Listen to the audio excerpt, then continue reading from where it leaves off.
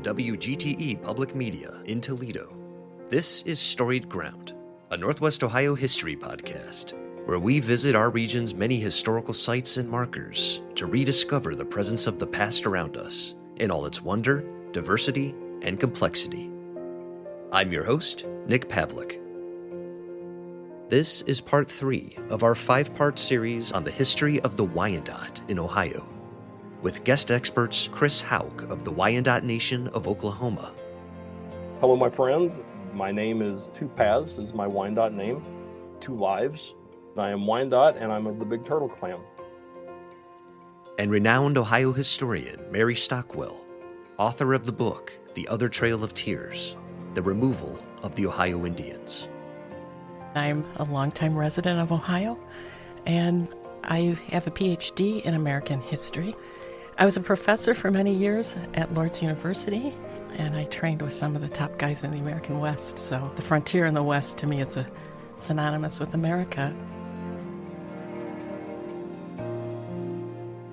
In part 2 of this series, we learned how, after the signing of the Treaty of Greenville in 1795, in which the Wyandotte and the other native nations of Ohio agreed to allow American settlement into nearly 3/4 of the Ohio country, the United States government proved incapable of truly honoring the treaty, as American surveyors and settlers almost immediately began ignoring the Greenville Treaty line and encroaching onto Indian lands in northwest Ohio. We learned how the young Shawnee warrior Tecumseh emerged as the leader of a new Indian confederation on the early western frontier that rose up to defend Indian territory from continued American advancement, reclaim the Ohio country, and form a permanent pan-Indian nation that would send the Americans fleeing back across the Appalachians. We learned how Tecumseh's campaign caused generational rifts that tore apart many Indian nations, how violent clashes between Tecumseh's alliance and American settlers became a major cause of the War of 1812, and how Tecumseh's defeat left many Indian nations in a state of devastation after the war, as a seemingly unstoppable tide of American westward migration now threatened to completely overrun them. And we learned how the Indian policy of the 5th United States President, James Monroe, which sought to advance American expansion into the West, while also preserving Indian nations' rights to remain on their ancestral homelands, resulted in the signing of the Treaty of Fort Meigs in 1817, in which the Wyandotte and the other Indian nations of the Ohio country were forced onto land reserves in northwest Ohio that were utter fragments of their once vast territories. Implicit in the Treaty of Fort Meigs was the expectation on the part of the Americans that the tribes would abandon their ancestral lifeways and become virtually indistinguishable from the white agrarian settler communities that increasingly surrounded them. The period surrounding the signing of the Treaty of Fort Meigs is remembered as a time of incalculable hardship for the Wyandotte, who would have to find a way to settle into a solely agrarian way of life on their Grand Reserve in Upper Sandusky, without the guidance and leadership of their great chief, Tarhe the Crane. Having fought alongside the Americans in the War of 1812, even at an advanced age, Tarhe returned to his home just a few miles northeast of Upper Sandusky, where he is believed to have died in late 1815, though the exact date of his death isn't definitively known. For the Wyandotte, the death of Tarhe the Crane marked yet another severing of their connection to their ancestral traditions at a time when their entire way of life was being further uprooted. The War of 1812, Tarhe was there. He fought. He was 72 years old, and he was there and fought. He eventually moved to an area they called Crane Town, just north of Upper Sandusky. He lived there, and he passed away in December of 1815, which that's been a thing of debate because they didn't have his memorial until almost a year later. He was buried in secret, so no one would know where he's actually buried. There were letters exchanged between American military people. The talk about the Crane is dead. They also called him the Crane. And the Wyandottes were thinking about moving west, and they were so excited about it, and it's like, no, they're staying.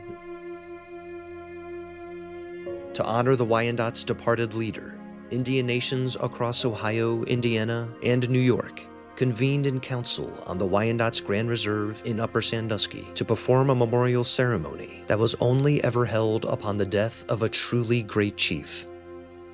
The ritual left an indelible impression on John Johnston, the U.S. agent for Indian Affairs in Ohio, who was invited to attend the council and could still vividly recount the event in his memoir many years later. On the death of the great chief of the Wyandottes, I was invited to attend a general council of all the tribes of Ohio, the Delawares of Indiana, and the Senecas of New York at Upper Sandusky. I found on arriving at the place a very large attendance. Among the chiefs was the noted leader and orator Red Jacket from Buffalo. The first business done was the Speaker of the Nation delivering an oration on the character of the deceased chief. Then followed what might be called a monody, or ceremony of mourning or lamentation. Thus, seats were arranged from end to end of a large council house about 6 feet apart. The head men and the aged took their seats facing each other, stooping down, their heads almost touching. In that position, they remained for several hours. Deep, heavy, and long continued groans would commence at one end of the row of mourners and so pass around until all had responded, and these repeated at intervals of a few minutes. The Indians were all washed and had no paint or decorations of any kind upon their persons, their countenances and general deportment denoting the deepest mourning. I had never witnessed anything of the kind before, and was told this ceremony was not performed but on the decease of some great man. John Johnston.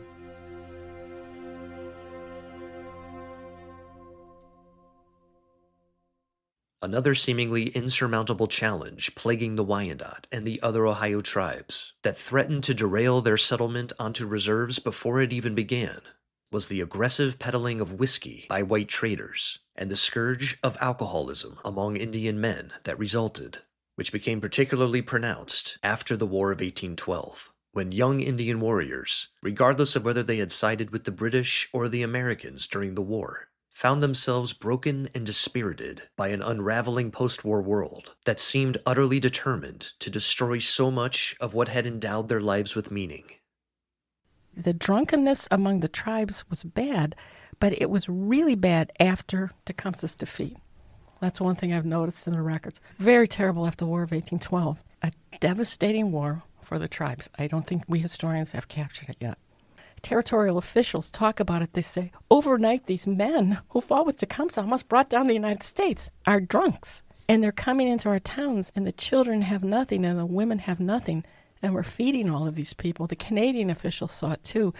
That's what I saw in this little smidgen of time. Whiskey was always terrible on the frontier, but it got really worse with the defeat of Tecumseh. We glorify Tecumseh so. It's almost like God. And we don't stand on the ground with people who were there when he was defeated and had to go on. And that really broke, I think, Native American men, especially throughout Ohio and the Ohio country. In November 1819, the Wyandotte chief, Mononkew, attended a Methodist mission meeting in Logan County, Ohio, to describe the dire situation facing his people to prominent members of the white settler communities that were steadily growing in size and number in Northwest Ohio, and to plead with them to do everything in their power to stop enabling the exploitation of Ohio's native peoples. Fathers and brothers, I am happy this night before the Great Spirit that made all men, red, white, and black, that he has favored us with good weather for our meeting and brought us together that we may help each other do good and get good. The Great Spirit has taught you and us both in one thing, that we should love one another and fear him. He has taught us by his Spirit, and you white men by the good book, which is all one. Now some of our nation are trying to do better, but we have many hindrances, some of which I mean to tell.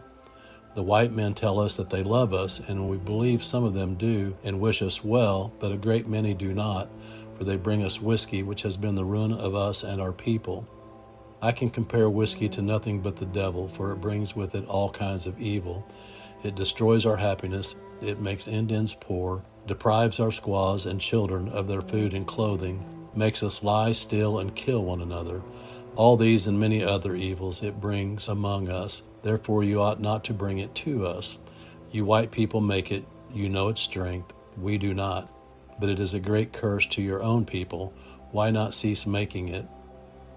This is one argument used by wicked Indians against the good book. If it is so good, say they, why do not all white men follow it and do good? Another hindrance is that white men cheat Indians, take their money, skins, and furs for a trifle. Now your good book forbids all of this. Why not then do what it tells you? Then Indians would do right too. You say that the Great Spirit loves all white, red, and black men that do right. Why do you then look at Indians as below you and treat them as if they were not brothers? Does your good book tell you so? I'm sure it does not. Now, brothers, let us all do right. Then our Great Spirit will be pleased and make us happy in this world, and after death we shall all live together in his house above and always be happy. While many Americans, particularly enterprising settlers, eager to acquire as much land and money for themselves as possible, either didn't appreciate or cared little for the devastation that the Treaty of Fort Meigs, the peddling of whiskey, and exploitative trading practices had wrought upon the Wyandotte and the other Ohio tribes, seeing them only as accelerants for more white settlement in Northwest Ohio. Others, particularly Christian missionaries, observed the deepening crisis facing the Ohio tribes with sorrow and disapprobation. As the tribes struggled under the weight of the transitions demanded of them, various Christian denominations dispatched ministers to Northwest Ohio to try to help the tribes adapt to life on their new reserves. When this law goes down, this treaty, 1817, many ministers just came on their own. The Presbyterians came along the Maumee River to help the Ottawa. The Quakers were helping the Shawnee. For the Wyandotte, this assistance first came from a young black Methodist minister named John Stewart, who had first made contact with the tribe in 1816. It was a young man by the name of John Stewart. His parents were freed slaves. They had come from Virginia to settle in Ohio. Again, Ohio has no slavery. You're allowed to manumit slaves like Virginia, so a lot of black people are coming north and settling in Ohio. This young man converted to Methodism around 1815, and he either had a vision or a dream, depending on how you see things. God told him, go north. So he starts walking. Can you imagine walking from the Ohio River? And he walks all the way into Upper Sandusky. They haven't even been formally given the reserve yet. But he sets up a little shed, open to the wind on one side, and he starts preaching about his Methodist faith, about Christianity. And he has a gorgeous singing voice. And the tribes come, and he teaches them the Methodist faith. The Wyandotte were certainly not unfamiliar with Christianity. In fact, many had inherited the tradition of Catholicism from the period when their people had lived among French colonists in Detroit in the early 1700s. From that point forward, Christianity had held an accepted place in Wyandotte society, alongside traditional Wyandotte religious beliefs. But the turmoil and instability of more recent decades had shaken the Wyandotte's historical connection to Catholicism, with some coming to see it as a corrupting force that had poisoned traditional Wyandotte lifeways and contributed to the desolation of their people. Yet there were those among the Wyandotte, such as Catherine Rankin Walker, who had longed for the resurgence of the devotional practice of Christianity among the tribe, and who saw it as a spiritual refuge from the calamities of the Treaty of Fort Meigs and the death of Tarhe the Crane, and as a hopeful anchor for their increasingly lost and forlorn people. When they came here from Detroit in the 1720s, they were Catholic. A Jesuit brought them to the Sandusky River where they lived. Many who had been Catholics are happy somebody's ministering to us. The beautiful Walker family, I love Catherine Rankin Walker. She was the daughter of a French trader and a Wyandotte woman. She had been educated in Catholic schools in Canada. Catherine Rankin Walker was so happy. But perhaps most importantly, there were many Wyandotte who came to view Methodism as a way to lift their people out of the evils that had befallen them as a consequence of many Wyandotte men's addiction to alcohol. And one reason many joined it wasn't just because I think Christianity is beautiful. Again, many of them were Christian to begin with. They liked the Methodists because the Methodists were teetotalers. You took a pledge not to drink, and that transformed Wyandotte society. And that's one good thing the Methodists did, at least from the Wyandotte perspective. It said, we cannot drink. Well, something's wrong with us when we drink. It's violence, it's murder. Some of these Wyandotte chiefs, when they were drunk, they had murdered their wives. They had murdered their best friends. Many observers say in a hunting society, if that's your life, you often don't control your temper, and there's a lot of murder within the tribes against each other if the weapons are handy.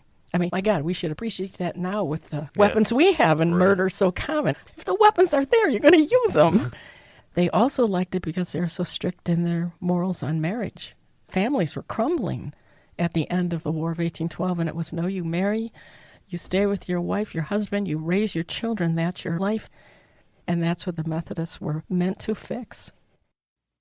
The Methodists' prohibition on alcohol and emphasis on the family as the bedrock of a moral Christian life would go on to have a transformative impact on the Wyandotte.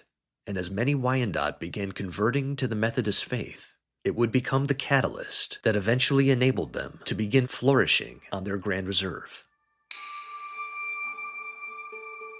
Yet not all Wyandotte people were prepared to accept the Methodist faith that had so quickly begun to supplant traditional Wyandotte religious beliefs among a certain segment of the population.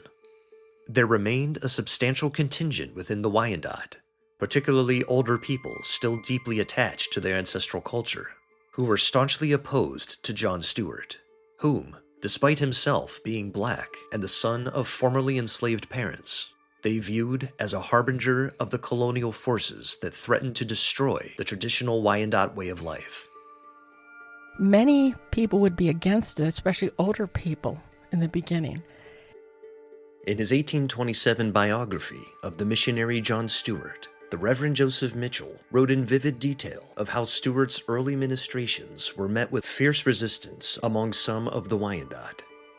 One such passage describes an incident upon Stuart's return to the Grand Reserve after a brief sojourn to Tennessee, in which he encountered several Wyandotte warriors, including the chiefs Mononque and Two Logs, brother of the chief Between the Logs, who had been away hunting during his initial arrival in Upper Sandusky, and who now received Stuart and his preaching with intense opposition and distrust.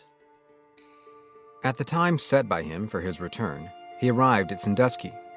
On his arrival, he learned with much sorrow and regret that a young man of an amiable disposition, whom he sincerely loved, and who once bid fair to become a pious and useful man, for when Stuart left Sandusky, he appeared to be much engaged in seeking the salvation of his soul, had been murdered in a drunken frolic. Poor young man lost all his good desires and fell into the snare of the devil. Stuart, now without delay, went about seeking those he left in the service of the Lord. Some had turned back to the beggarly elements of the world. Some remained faithful. He immediately commenced preaching as he had formerly done. He now found many Wyandottes whom he had not seen when he was first among them, they having been out hunting, and of course his preaching was a new thing to them.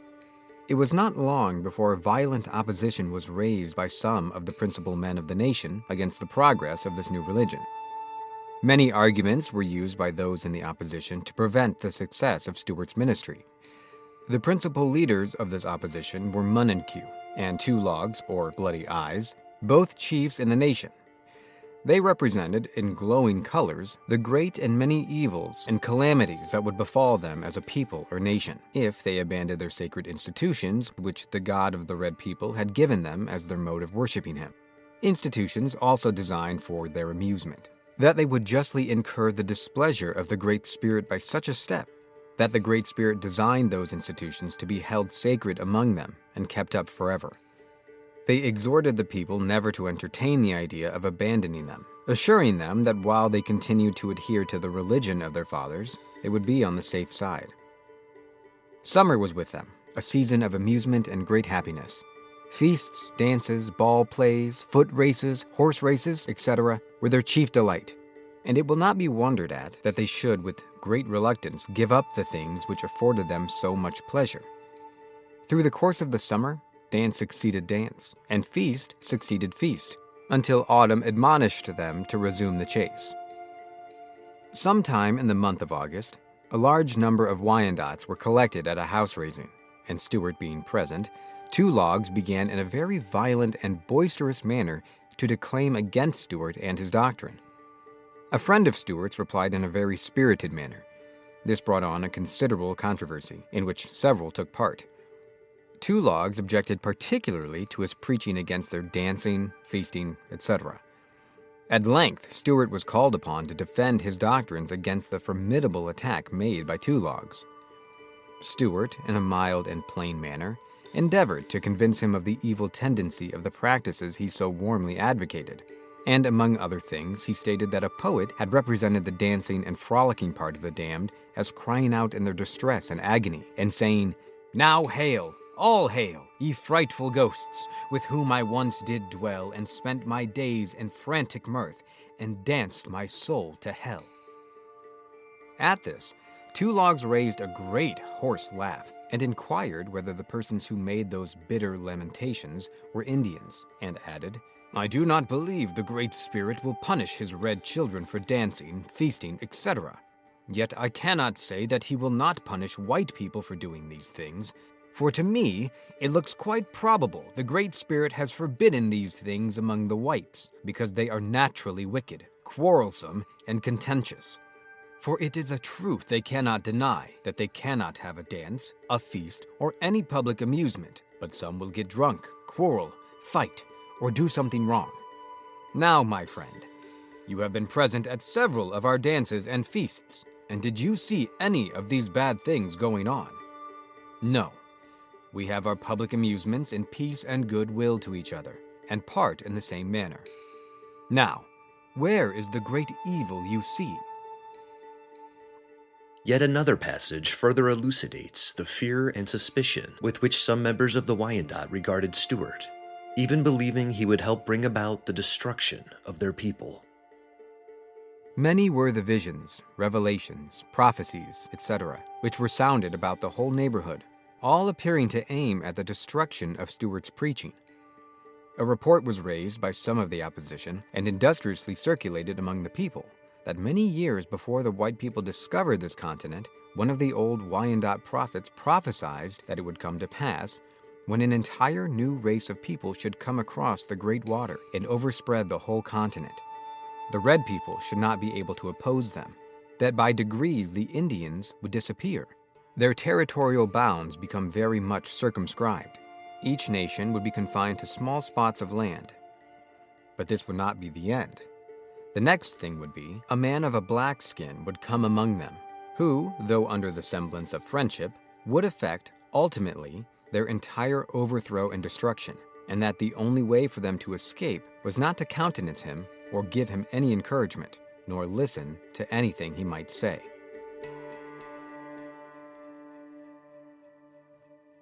But over time, many older Wyandotte men and women who had initially been staunchly opposed to Stuart and suspicious of the Methodist faith he propagated became deeply affected by Stuart's mesmerizing sermons and underwent intensely personal and transformative conversion experiences, from which they emerged as devout Methodists.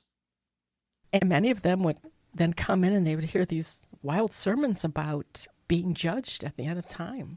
And they'd get swept up in this and they'd go, I got to reform my life. So they would actually have the experience that Methodists want you to have, which is an awakening to your sinfulness, and you ask God for his mercy, and then you follow Christ. So many of the older people would have these experiences. Older women, older men, many who were alcoholics. It was like, this faith gave me something to live for. So a lot of the early resistors then joined the faith. Prominent chiefs, including Between the Logs and Mononque, were among the many Wyandotte who converted, and even went on to eventually become Methodist ministers themselves.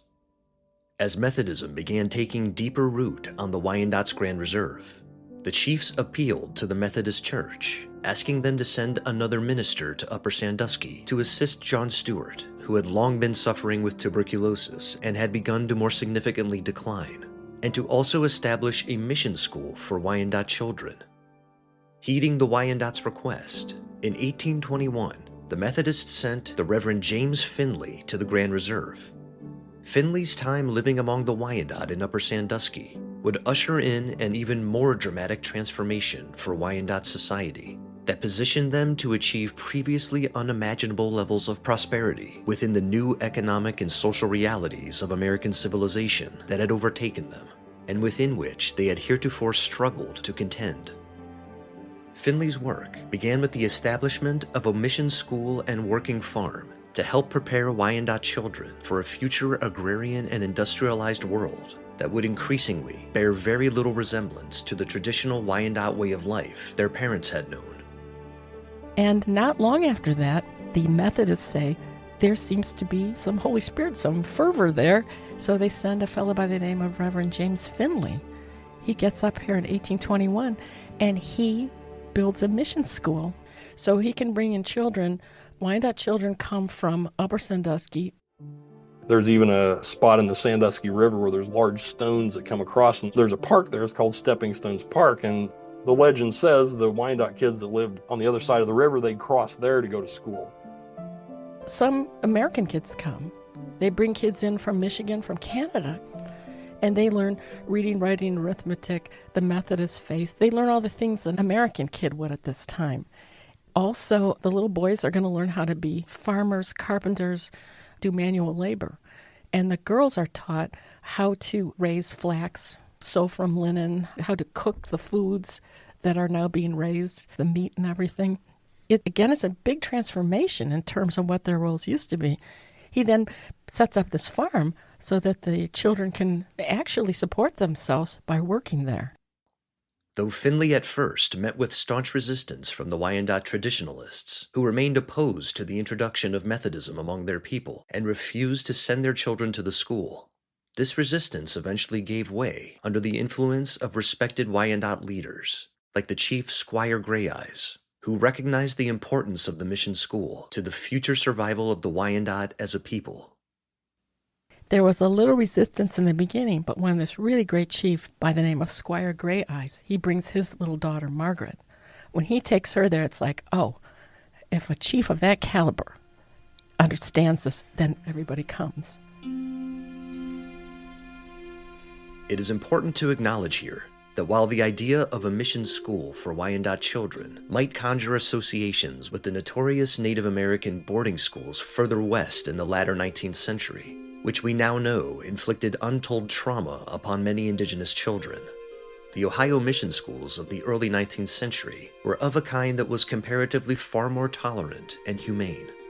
While mission school teachers were certainly intent on preparing indigenous children for the realities of a new era dominated by the institutions of American society, including Christianity, they did not seek to forcefully eradicate any aspects of their traditional cultures.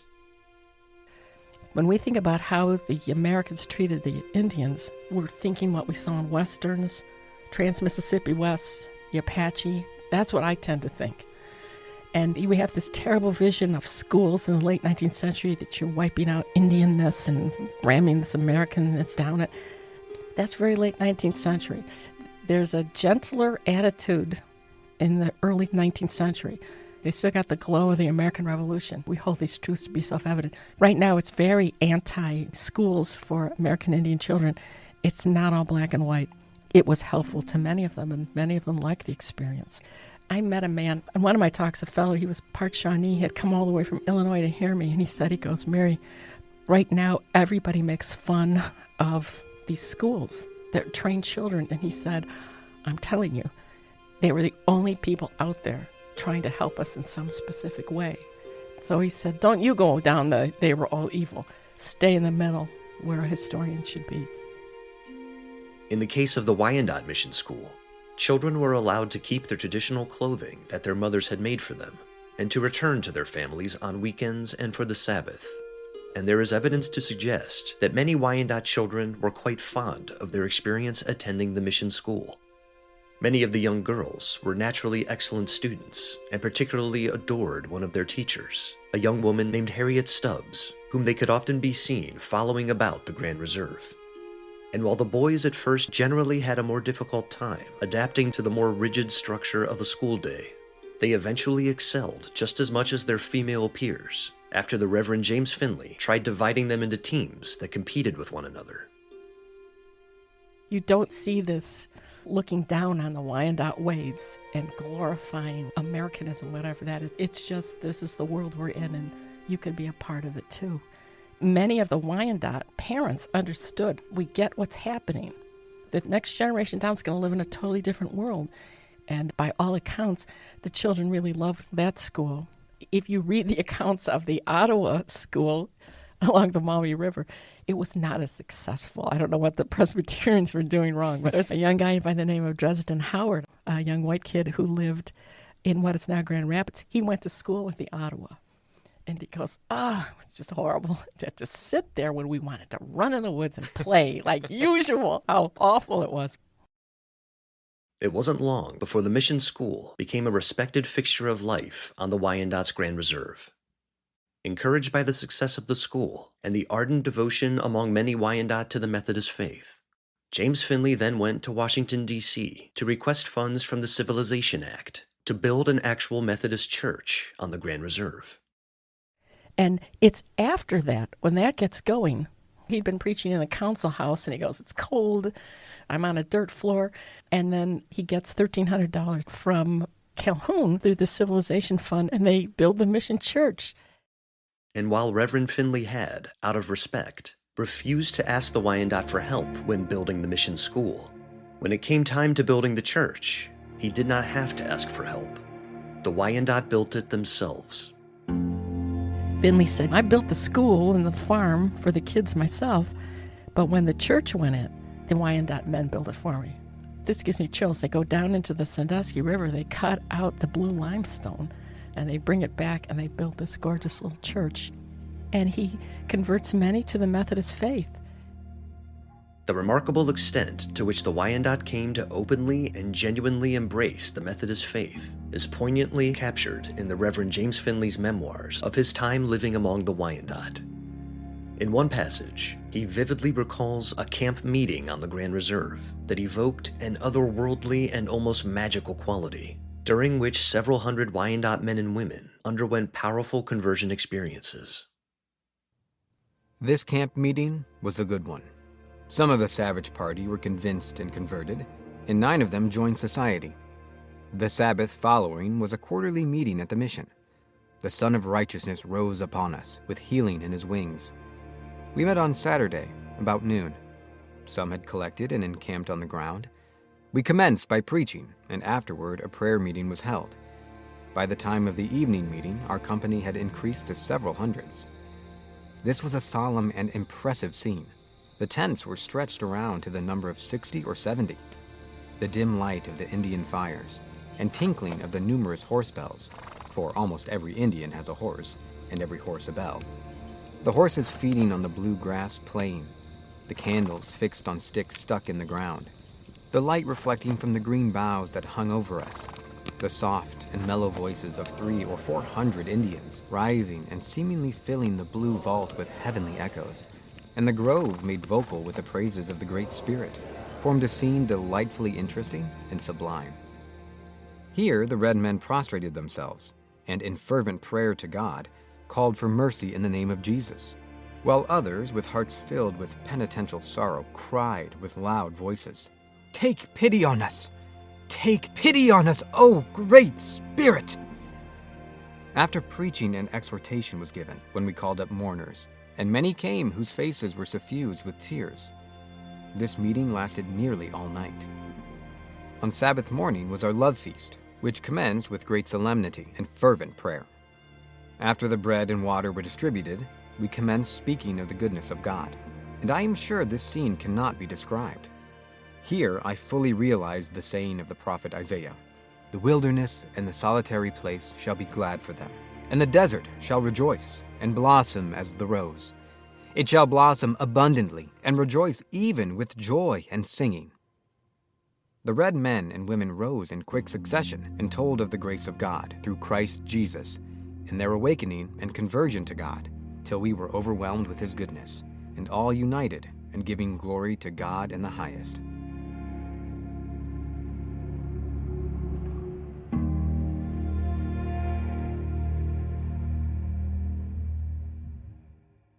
Given the broader and unsettling history of indigenous peoples' encounters with Christian missionaries in the Americas, one might assume that the arrival of Christian missionaries on the Ohio tribe's reserves so soon after the Treaty of Fort Meigs had forced the tribes to give up nearly all their remaining land, was motivated by a deliberate campaign on the part of the churches to force Ohio's native peoples to convert to Christianity and to stamp out their traditional cultures and religious beliefs.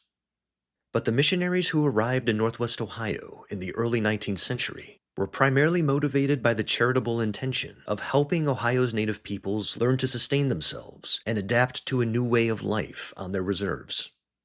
The decision of whether to convert to Christianity remained up to the individual, and in Wyandotte society, conversion to Methodism became a fault line in the cultural divide between those who wanted to embrace the changes brought by an encroaching modern world and those who wished to remain adherent to traditional Wyandotte lifeways. Nobody forced conversions. You could convert on your own. Generally, if you wanted to make the change, you tended to support the Methodists. If you didn't want it, you didn't.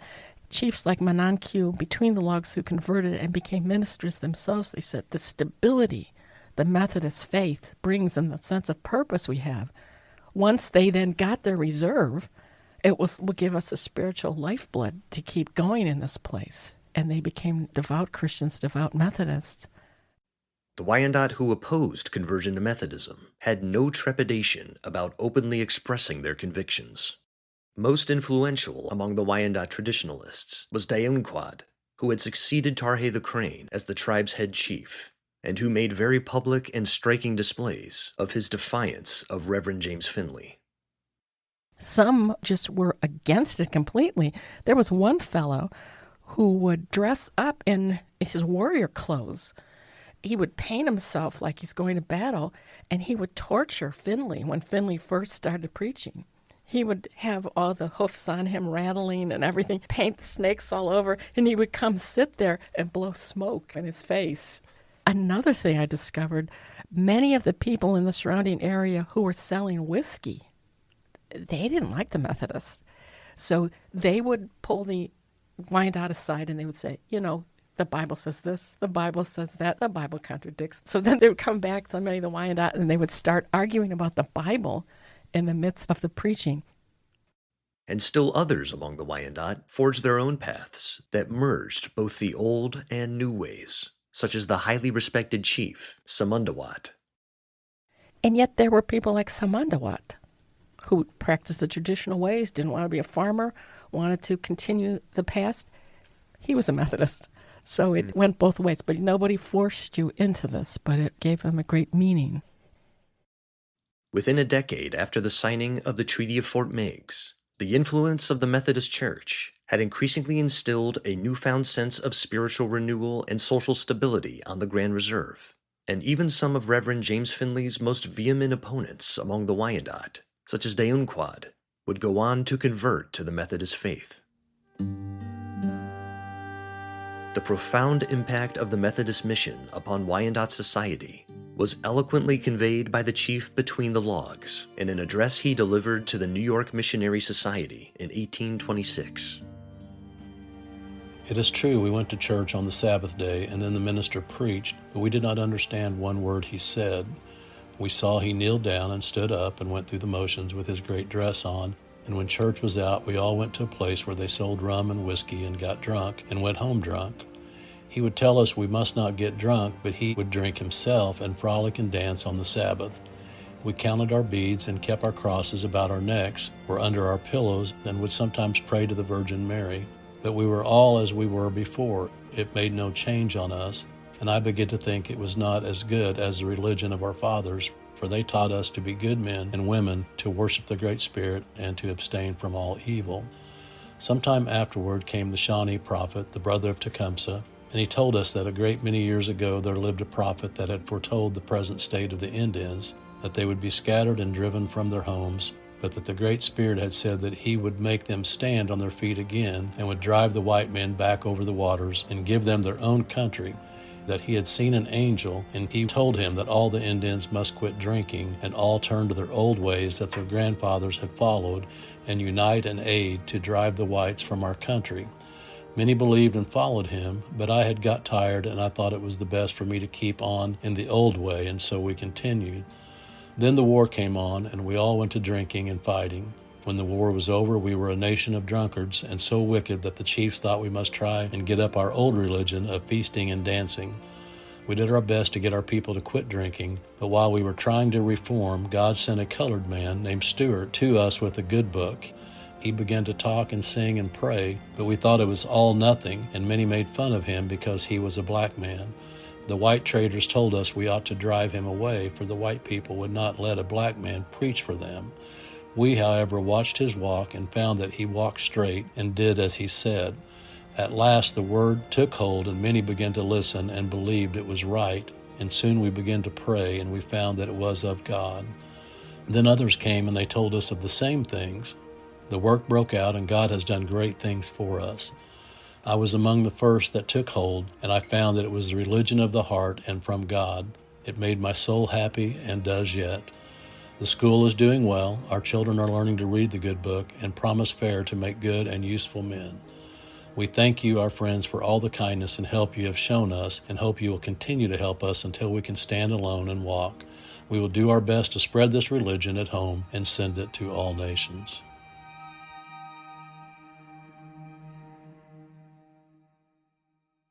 And as they successfully adapted to the settled agrarian way of life into which they had been forced by the Treaty of Fort Meigs, the Wyandotte would, within a remarkably short period of time, go on to become one of the most prosperous, wealthy, and well-educated farming communities in the state of Ohio. Almost overnight, the Grand Reserve became a place of substantial farms. 1827, 10 years down the road, Wyandotte divide their land and they give it to individuals.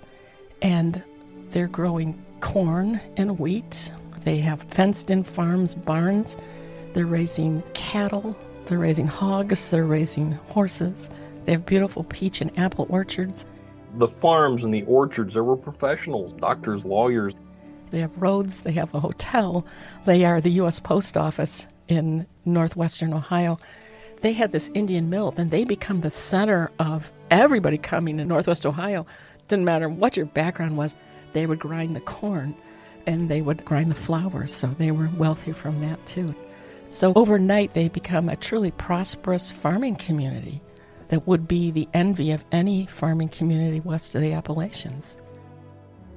As they developed their Grand Reserve into their own flourishing farming community, the Wyandotte seemed on the cusp of fulfilling the great hope underlying U.S. Indian policy, going all the way back to the presidency of George Washington, that white settlers and native peoples might live peacefully side by side until they eventually merged together as one nation.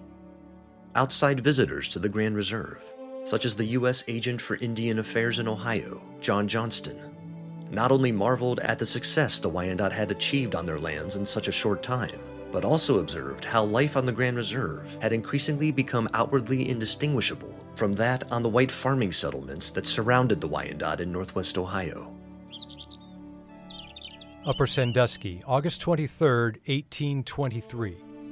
Sir, I have just closed a visit of several days in attending to the state of the Indians at this place, and have had frequent opportunities of examining the progress and condition of the school and mission under the management of the Reverend James B. Finley. The buildings and improvements of the establishment are substantial and extensive and do this gentleman great credit. The farm is under excellent fence and in fine order, comprising about 140 acres in pasture, corn, and vegetables. There are about 50 acres in corn, which from present appearances will yield 3,000 bushels. It is by much the finest crop I have seen this year, has been well worked, and is clear of grass and weeds. There are 12 acres in potatoes, cabbages, turnips, and garden. 60 children belong to the school, of which number 51 are Indians. These children are boarded and lodged at the mission house. They are orderly and attentive, comprising every class from the alphabet to readers in the Bible. I am told by the teacher that they are apt in learning and that he's entirely satisfied with the progress they've made. They attend with the family regularly to the duties of religion. The meeting house on the Sabbath is numerously and devoutly attended. A better congregation in behavior I have not beheld, and I believe there can be no doubt that there are very many persons of both sexes in the Wyandotte Nation who have experienced the saving effects of the gospel upon their minds. Many of the Indians are now settling on farms and have comfortable houses and large fields. A spirit of order, industry, and improvement appears to prevail with that part of the nation which has embraced Christianity, and this constitutes a full half of the whole population. I do not pretend to offer any opinion here on the practicability of civilizing the Indians under the present arrangements of the government. But having spent a considerable portion of my life in managing this description of people, I am free to declare that the prospect of success here is greater than I have ever before witnessed, that this mission is ably and faithfully conducted and has the strongest claims upon the countenance and support of the Methodist Church, as well as the Christian public at large. I am authorized and requested by this nation in council to present to the conference and through them to the members of the church their thanks for the aid and assistance rendered unto them by the mission family in their spiritual and temporal affairs. From personal observation, together with the opinion of the sub-agent and interpreters, I am induced to request that the conference will be pleased to continue Mr. Finley and family in the superintendence of the school and mission. Let it not be believed that I make this request from any partiality, favor, or affection. It arises from a conviction of his qualifications for the duty. John Johnston, Agent for Indian Affairs. The Wyandotte left a similar impression on a young British immigrant to Ohio named Thomas K. Wharton, who in 1830 traveled with his family through the Grand Reserve on their way to Columbus and recounted the experience in his diary. Leaving McCutcheonville and the little town of Timothy a few miles further, we entered upon a most delightful tract of country, the reserve of the Wyandotte Indians. The roads even and good, the morning charming in the extreme. A vast natural park stretched away on every side of us as far as the eye could reach. Flowery prairies, clumps and islets of noble trees, and belts of majestic forest. Groups of cattle belonging to the Indians were roaming at large.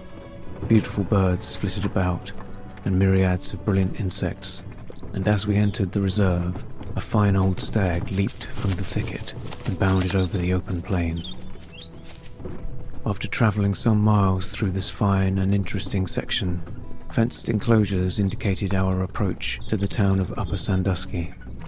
At this place we sought a short release from the noontide heat and refreshment for ourselves and horses at a pleasant public house with a pretty garden and an excellent spring issuing from the side of the hill on which it stands. The occupants are connected with the Wyandottes, which tribe, by long intercourse with the whites, are far advanced in civilization. Many of them speak good English and are considerable proprietors of cattle, grain, etc. All the Indians we saw on this reserve were well dressed and mounted, and appeared grave and sedate in their manners. They have a resident missionary amongst them, whose labours are said to be quite encouraging. I observed here an excellent crop of wheat ready for the sickle, which is a far earlier harvest than we can boast of in England. I saw the filbert, too, in large numbers and covered with nuts.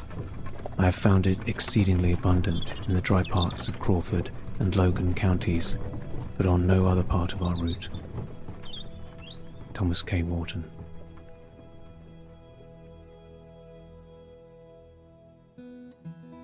As the Wyandotte's Grand Reserve came more and more to resemble the white farming communities surrounding them, they also forged strong economic and social ties with the residents of those communities, many of whom would come to work for the Wyandotte as farm laborers and regard them with great admiration and respect, and in some cases, even marry into Wyandotte society. They were so wealthy, and they were few in numbers. There were only about 800, many of them children, at least a quarter children. So a lot of these farm owners among the Wyandotte, they would hire either sharecroppers, they had hired day workers, they'd hire farm laborers, they would hire people in the harvest, like you would in any big farming community out in the Midwest. So they would come together. There was a lot of intermarriage, too. At least half of the tribe and many of their greatest leaders embrace this change. They say, this is tremendous. We will take the next step. And hopefully we'll all live in peace together. As Chris Houck explains, the Wyandotte's gradual integration into the wider community of neighboring white settlements in northwest Ohio was simply a continuation of the tribe's long history of welcoming and accepting outsiders into their society. We were part of the community. The Wyandotte are one of the most accepting people of outsiders. Adoption was a huge thing, whether it be other natives or eventually whites or even African Americans were taken in. Let me give you an example of one of my grandfathers, William Walker Sr. He was 11 years old, and he's from Greenbrier County, Virginia. And he was captured by the Delaware on a war party. At the tender age of 11, he ran the gauntlet to prove that he was strong and would fit in.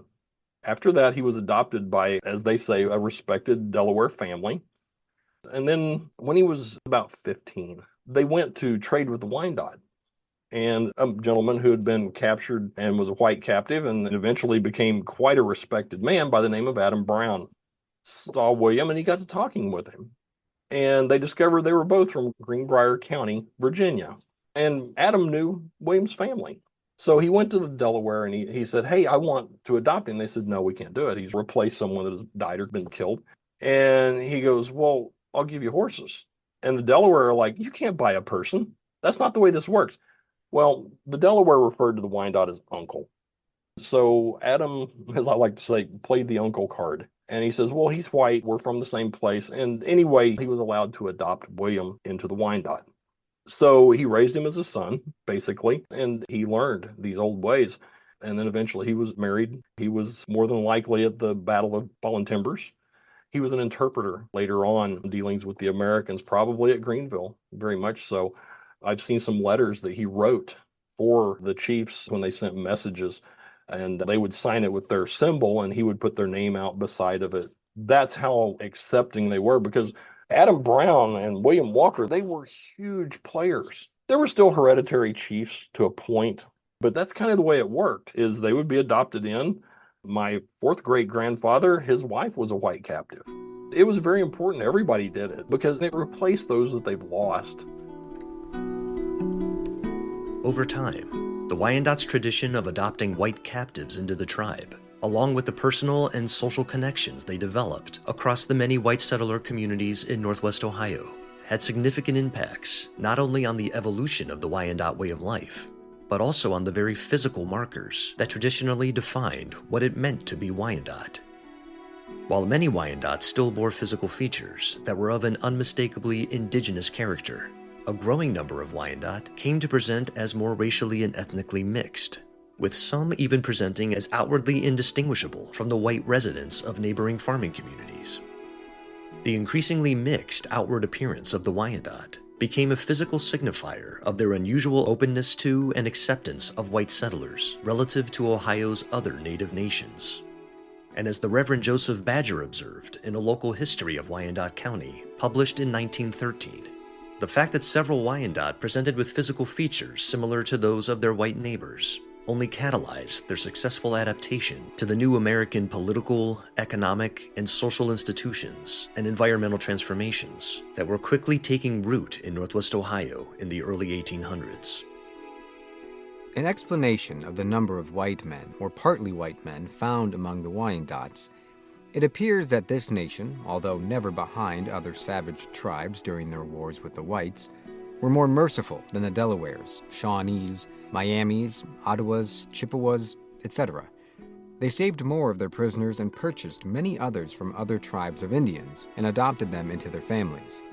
Thus, they became allied with many good families of the country, including the Browns, the Zanes, the Walkers, the Williams, the Armstrongs, McCullochs, and McGees.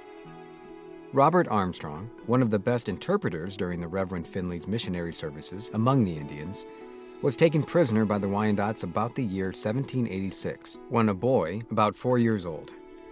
Young Armstrong was adopted into the Big Turtle tribe of Wyandottes and named Onorandoro. He became an expert hunter and a perfect Indian in feelings and habits. He married an Indian woman, or half-breed, and had so far lost his knowledge of the English language that he could speak but little of it. But after General Wayne's treaty, he mingled more with the whites and learned to talk with them in their own language. He became an expert interpreter and was employed in interpreting and trading the rest of his life. For the Wyandotte, integrating certain American institutions into their culture may have helped drive their prosperity on the Grand Reserve. but it also never eroded or diluted their identity as a culturally distinct indigenous people, as it was simply a reflection of their deeply embedded tradition of embracing certain outside cultural influences when they found them to be of benefit.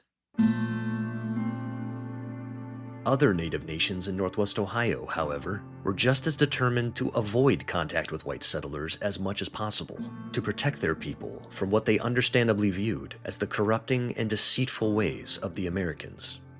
The Seneca, for example, who also successfully adapted to an agrarian way of life on their reserves in Lower Sandusky, near present-day Fremont, sought to physically and culturally isolate themselves from the white settlements surrounding them, and refused to allow the presence of Christian missionaries on their land.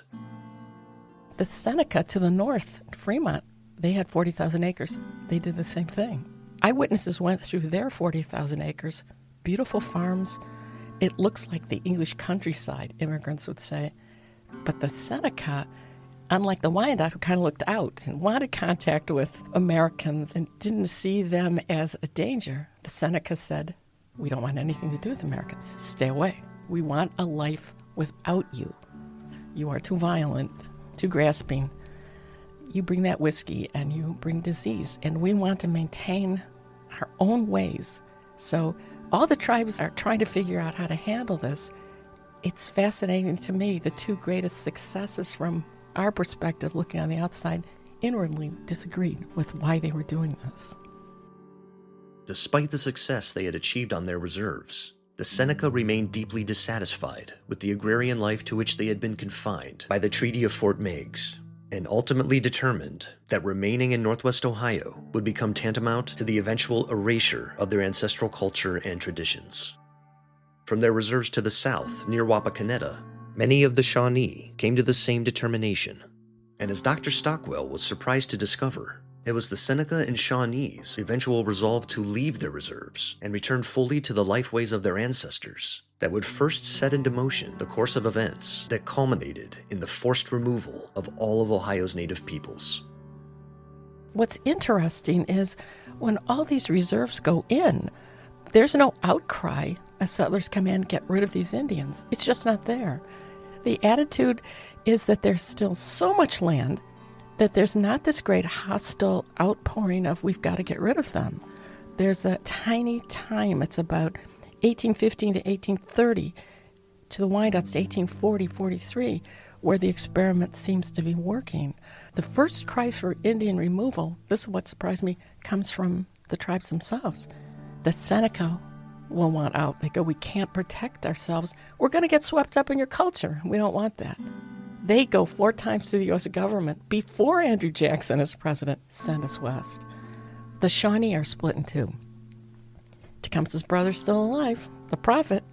The prophet is living with Black Hoof out near Wapakoneta, and he says, "Why don't we still have Tecumseh's dream? How about we forget this being good farmers? Let's go across the Mississippi." He demands the U.S. government send him west. There's a Shawnee by the name of Colonel Lewis who fought with Tecumseh. He has his own reserve called Lewistown, and he too says, "I don't like this." And he petitions the U.S. government. He goes to talk to Monroe in Calhoun, send us west, send us to Arkansas. Why can't we be what we once were? Why can't we hunt? Let the women farm. Why can't we go out and still fight the Osage on the Great Plains? So the rumblings against this, again, I was surprised, came from the tribes themselves. A few of the Wyandotte, but mainly the Shawnee and mainly the Seneca are saying, we don't want this blended life. We want to be free.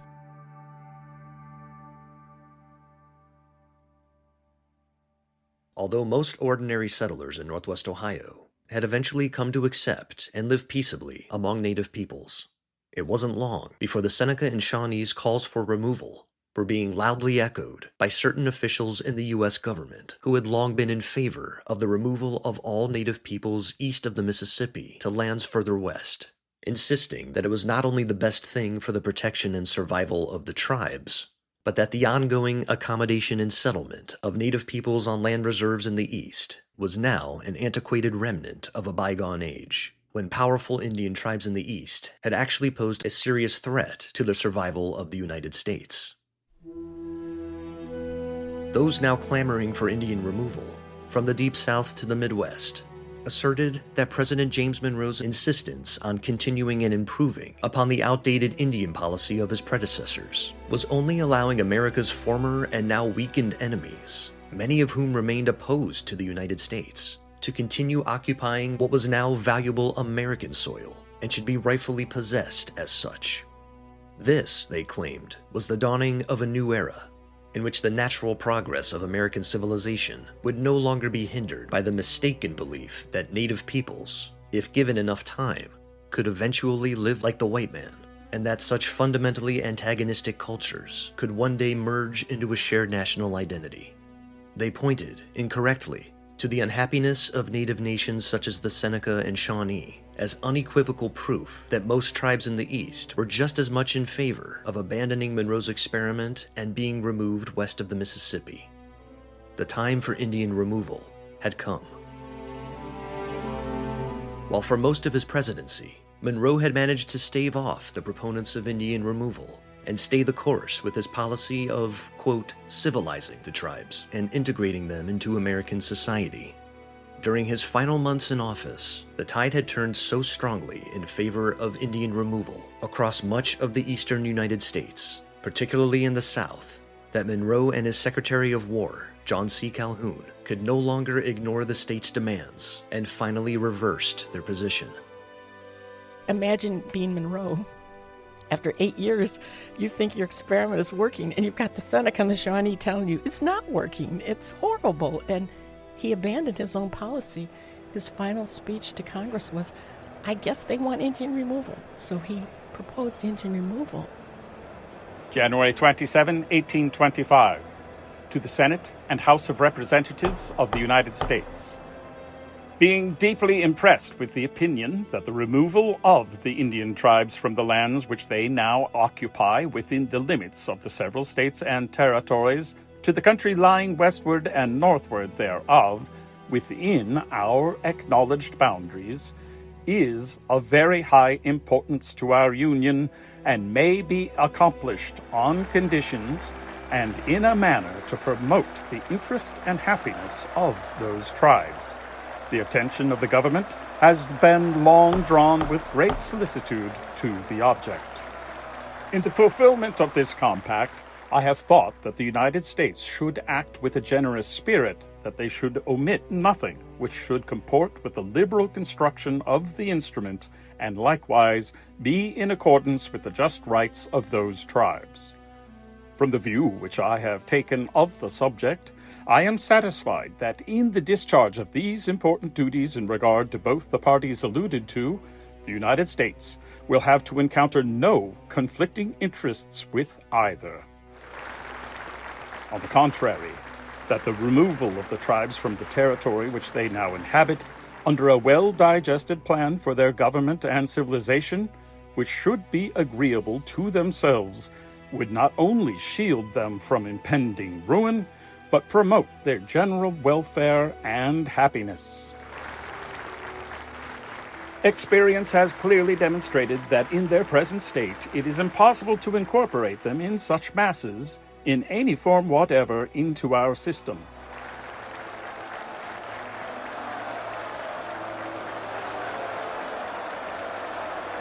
It has also demonstrated with equal certainty that without a timely anticipation of and provision against the dangers to which they are exposed, under causes which it will be difficult, if not impossible to control, their degradation and extermination will be inevitable. The great object to be accomplished is the removal of these tribes to the territory designated on conditions which will be satisfactory to themselves and honorable to the United States. James Monroe. John Quincy Adams, when he's president, he reads all the reports and the complaints coming from the West. He's not getting these good reports. He's getting, we're unhappy here. So he proposes Indian removal too. President John Quincy Adams was still part of the revolutionary generation that had recognized the Indians as the original and rightful inhabitants of the lands now comprising the United States, and as such, he still personally sympathized deeply with the plight of the tribes. But he also had grand ambitions for the westward expansion of the United States. Though he still upheld existing treaties with Native peoples and advocated for their assimilation into American society, as ever-increasing multitudes of white surveyors and settlers unrelentingly pushed further into the western frontier, he also supported the voluntary removal of the tribes who had expressed their wishes to be removed to lands further west beyond American territory. Adams's Secretary of War, James Barber, who would be responsible for the actual process of relocating the tribes, was greatly troubled by the turn of events that was gradually veering official U.S. Indian policy ever closer toward removal. While he was committed to assisting those tribes who wished to move west and ensuring they received fair treatment, he was just as committed to protecting those tribes who wished to remain in the east. In a communication to John Cock, chairman of the House Committee on Indian Affairs, in 1826, Barber expressed his indignation at what he viewed as the betrayal of the humane Indian policy that had been foundational to America's relations with Native peoples since the presidency of George Washington. Missionaries are sent among them to enlighten their minds by imbuing them with religious impressions. Schools have been established by the aid of private as well as public donations for the instruction of their youths. They have been persuaded to abandon the chase to locate themselves and become cultivators of the soil. Implements of husbandry and domestic animals have been presented them, and all these things have been done, accompanied with professions of a disinterested solicitude for their happiness. Yielding to these temptations, some of them have reclaimed the forest, planted their orchards, and erected houses, not only for their abode, but for the administration of justice and for religious worship. And when they have so done, you send your agent to tell them they must surrender their country to the white man and recommit themselves to some new desert, and substitute as the means of their subsistence the precarious chase for the certainty of cultivation. The love of our native land is implanted in every human bosom, whether he roams the wilderness or is found in the highest state of civilization. This attachment increases with the comforts of our country and is strongest when these comforts are the fruits of our own exertions. We have imparted this feeling to many of the tribes by our own measures.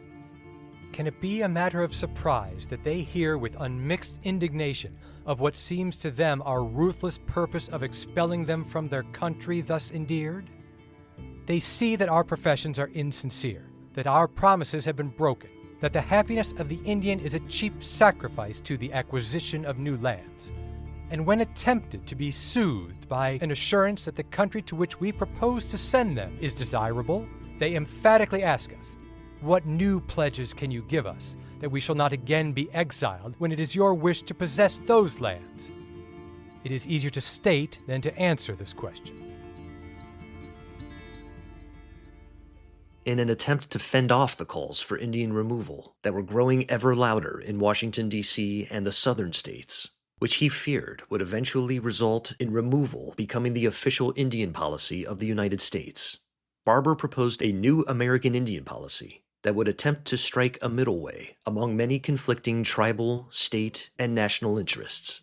His policy respected the wishes of all Indian nations, regardless of whether they wanted to relocate to the west or remain in the east, and culminated in the eventual integration of the tribes into American society through the establishment of new states in the west and the bestowing of American citizenship onto all native peoples. His Secretary of War, James Barber, is a forgotten man, steps forward and says, "How about we talk to each other? Let's go to the Wyandotte. Do you want to stay? We'll help you. Do you want to go? Where? We'll help you. Why can't we individually solve things? And how about we set up out west around Wisconsin and around Oklahoma 2 territories? If you want to go west, we'll move you there, and then you can go through the 3 stages of statehood. And then you'll become the state of Wisconsin, Oklahoma. You'll be American citizens." But the policy was rejected by the U.S. House of Representatives, and in the presidential election of 1828, as debate roiled in Washington, D.C. over the question of Indian removal, Adams lost his bid for re-election in a landslide to the man he had defeated for the presidency just 4 years earlier, Andrew Jackson, who had long been a proponent of Indian removal. A celebrated hero of the War of 1812 and former senator from Tennessee, Jackson ran on promises of acquiring even more land in the East for the common American settler. This would be achieved by another of his campaign promises, conclusively ending the national debate over Indian removal by making it the official policy of the United States. To Jackson, the land Native peoples in the East continued to inhabit belonged to the United States, not the Indians, and the tribal reserves, such as those in Northwest Ohio, were tantamount to foreign nations existing within the national boundaries of the United States. This could not be tolerated. If the tribes wished to remain in the East, they must dissolve their own governments, abandon their cultural traditions, and submit entirely to the ways of the white man and the laws of the states in which they reside. If they wished to preserve their own tribal governments and cultures, they must relocate west of the Mississippi. Jackson becomes president, and I want these tens of millions of acres opened up for the people that I represent, the common man and his family and his children. So that's the argument he's making. And he made his great nationalist argument, too, which is I cannot tolerate having these small settlements. I can't have non-American nations within our nation. I don't like this experiment either. I agree with the Shawnee and the Seneca. I don't want these individual little nation states. If you want to stay here, stay. If you want to continue being a tribe, you go west, and that will become the foundation of the Indian Removal Act.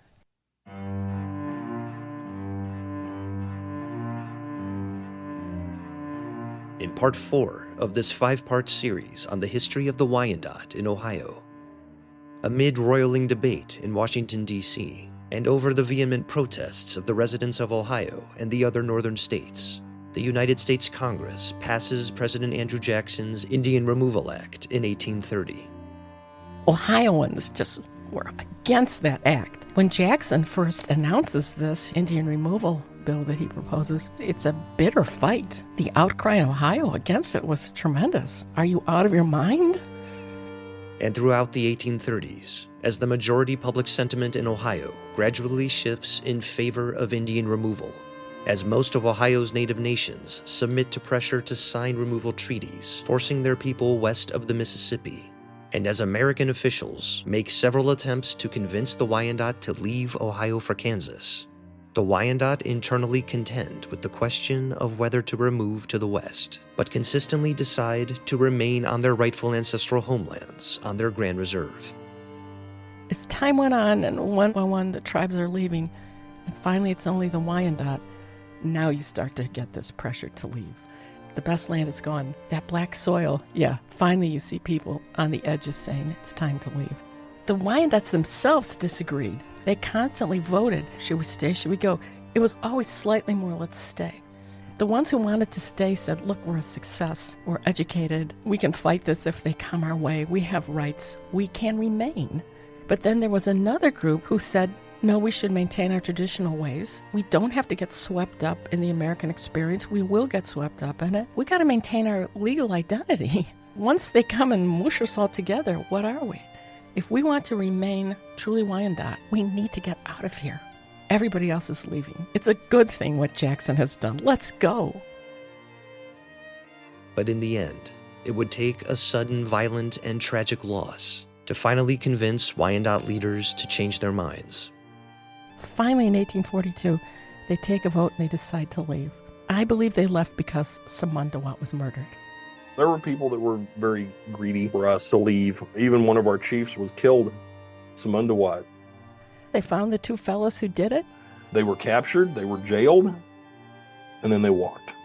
Because it's just an Indian. This is one of those Wyandotte guys. That's kind of the way it was done, reminiscent of all of the racial things that happened in the Deep South. It was just a different environment and people's mindset. But that was one of those that just tore it and it was time to leave.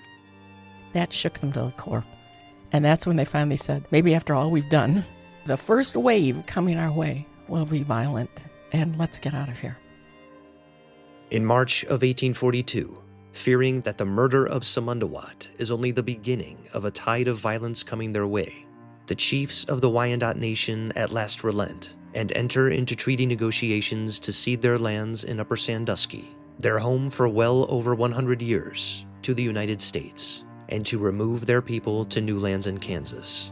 but they insist on overseeing every aspect of the removal process themselves.